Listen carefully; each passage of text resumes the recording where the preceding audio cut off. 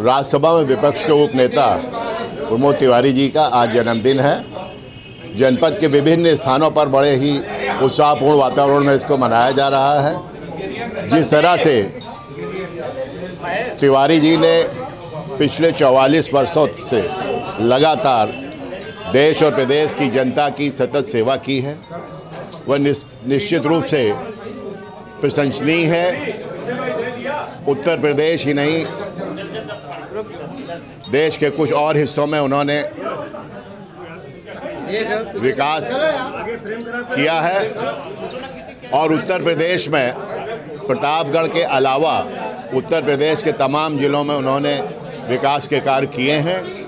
आज निश्चित तौर पर हम ये कह सकते हैं कि आज के कार्यक्रम के जो मुख्य अतिथि थे इलाहाबाद संसदीय क्षेत्र के सांसद उज्ज्वल रमन सिंह जी, उन्होंने आकर यहाँ ये कहा कि मैं एक ऐसे व्यक्ति के कार्यक्रम में मुख्य अतिथि बन के आया हूँ। मेरा सौभाग्य है कि जिन्होंने पिछले 44 वर्षों में भारत की जनता की अनवरत सेवा की है।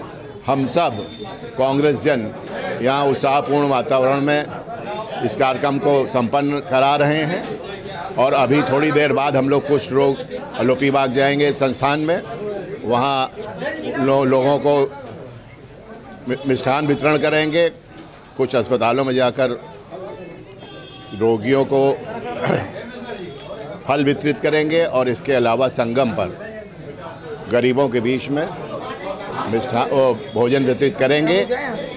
आने वाले समय में उत्तर प्रदेश के शेरे यूपी के नाम से जाने जाने वाले प्रमोद तिवारी जी आने वाले समय में भी ढेरों विकास कार्य करेंगे, यही हम आशा रखते हैं। 25 जून को संविधान हत्या दिवस के तौर पर जिस तरह से सूचना जिसकी जारी कर दी गई है, क्या मान में किस तरह की राजनीति तब चल रही है? देखिए, ये उनकी शातिराना चाल है केंद्र सरकार की। 1975 में तत्कालीन प्रधानमंत्री इंदिरा गांधी जी ने देश में आपातकाल विशेष परिस्थिति में लगाई थी। उस समय जगह जगह पर दंगे हो रहे थे। जेपी आंदोलन के अंतर्गत देश को, आपको अगर याद हो, जॉर्ज फर्नांडिस ने रेल की पटरी उखाड़ दी थी। हजारीबाग में तत्कालीन रेल मंत्री ललित नारायण मिश्रा की बम मारकर हत्या कर दी गई थी और सेना से विद्रोह के बारे में वहाँ प्रेरित किया गया था। तो ऐसी स्थिति में उस समय की प्रधानमंत्री इंदिरा गांधी ने ये निर्णय लिया कि आपातकाल का उपयोग करें और ये संविधान में वर्णित है। संविधान में उल्लेख है कि अगर देश में कोई आर्थिक संकट आता है, कोई वित्तीय संकट आता है, कोई दैवीय संकट आता है या विपक्षी दल सरकार को विद्रोह के लिए उकसाते हैं, तो ऐसे में आपातकाल लागू की जाए और संविधान के प्रदत्त ही उन्होंने आपातकाल लागू की थी और 1975 में आपातकाल लागू की गई। 1977 में उस आपातकाल के नाम पर यद्यपि इंदिरा गांधी हार गई, किंतु 2.5 वर्षों बाद 1980 में 334 सीट लेकर वो बहुमत में आई और उन्होंने सरकार बनाई। देश की जनता खुश थी। आपातकाल लोकतांत्रिक सुविधाओं के लिए लगाई गई थी, उसको बरकरार रखने के लिए लगाई गई थी, लोकतांत्रिक सुधार प्रक्रिया के अंतर्गत लगाई गई थी।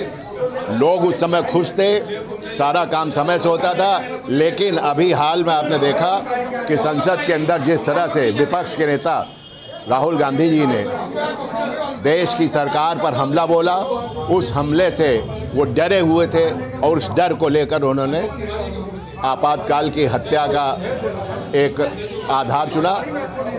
मैं आपसे प्रश्न करना चाहता हूं कि जब लाल कृष्ण आडवाणी ने रथ यात्रा निकाली थी, तो क्या हम उसको भी जो है संवैधानिक हत्या दिवस बनाए? या नोटबंदी हुई थी तो उस समय का भी उनको हत्या दिवस, आर्थिक हत्या दिवस बनाए? या जो महंगाई, बेरोजगारी जो आज आ रही है, तमाम ऐसे मुद्दे हैं। तो हम इस मुद्दों को लेकर बस इतना ही कहना चाहेंगे कि भारत में खुशहाली के लिए, अमन के लिए आज ज़रूरी है कांग्रेस की योजनाएं, और उसके लिए सतत संघर्षशील हैं राजीव गांधी और प्रमोद तिवारी जी। किशोर वासनिक, पूर्व प्रवक्ता, उत्तर प्रदेश कांग्रेस।